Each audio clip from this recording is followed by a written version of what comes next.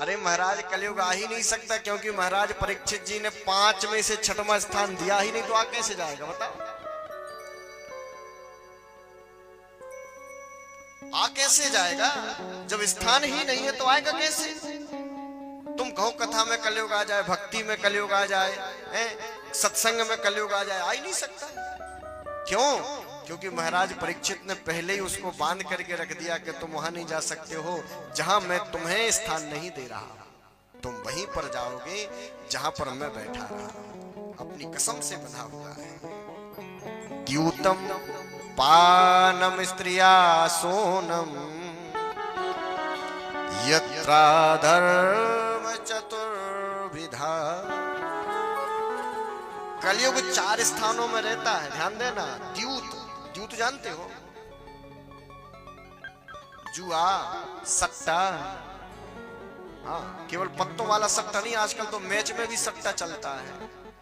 Match में भी IPL खेलता है तो सट्टा में कई ने अपना बट्टा बैठा दिया।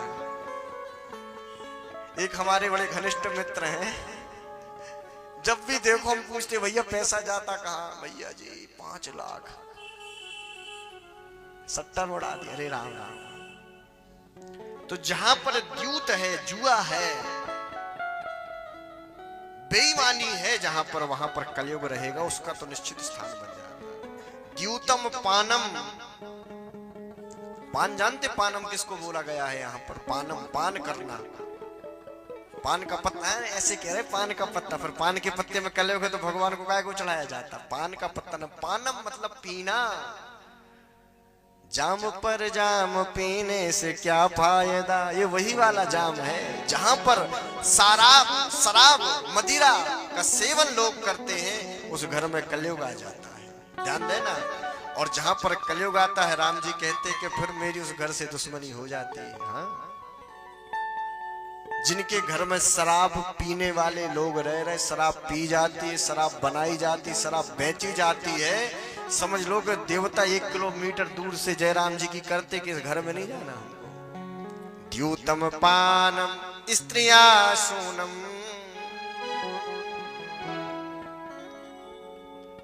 वैश्यागामी पुरुषों के यहाँ पर दुराभाव रखने वाली जिन स्त्रियों के और पुरुषों के प्रति, स्त्री पुरुष केवल काम भाव से जीती हैं, ऐसे लोगों के यहां पर भगवान राम नहीं आते। भगवान ने तो स्पष्ट कह दिया, जहां काम तह राम। और एक बात और है, कलयुग कहता मैं वहीं पर निवास करता हूं जहां पर नारी का सम्मान नहीं है। नार्या यत्र पूज्यन्ते रमन्ते तत्र देवता। जहां पर नारी को माता माना जाता है, जहां नारी को दुर्गा माना जाता है, और जहां पर इस प्रकार के जघन्य अपराध होते हैं, जिनके मन में वासनाएं होती हैं, वहां पर कलयुग आकर के अपना अड्डा जमा लेता है। असत्य भाषण जहां पर बोला जाए, बार बात में कसम खाई जाए, जो झूठ का आश्रय लेता है, निश्चित है कि वहां पर कलयुग का निवास होगा। और जिनमें ये चीजें नहीं है, हाँ, जो झूठ नहीं बोलता है, दारू नहीं पीता है, जुआ नहीं खेलता है, और असत्य नहीं बोलता, सदा सत्य के मार्ग पर चलता है, वहां कलयुग नहीं आ सकता है। न शासन बुरा है, न बुरा है जमाना, बुरा है बुरे भाव मन में बसाना। कलयुग को गाली देने वाले जानते नहीं कि कलयुग सब जगह जाता ही नहीं है। तुम पूजा पाठ करो, अब 8 बजे तक सोकर के उठो ना और कहो कलयुग है हमारे घर में, है? नहीं नहीं, कलयुग नहीं। कलयुग वहीं पर है जहां पर पाप है, जहां पर दुराचार है। भगवान की भक्ति करने वालों के हृदय में कलयुग नहीं आता है। 5वां स्थान मांगा है जात रूप मदात प्रभु। और 5वां स्थान महाराज परीक्षित जी ने कलयुग के लिए दिया है, जात रूप, जिसको अपन अपनी भाषा में सोना बोलते। स्वर्ण में भी महाराज कलयुग का निवास है।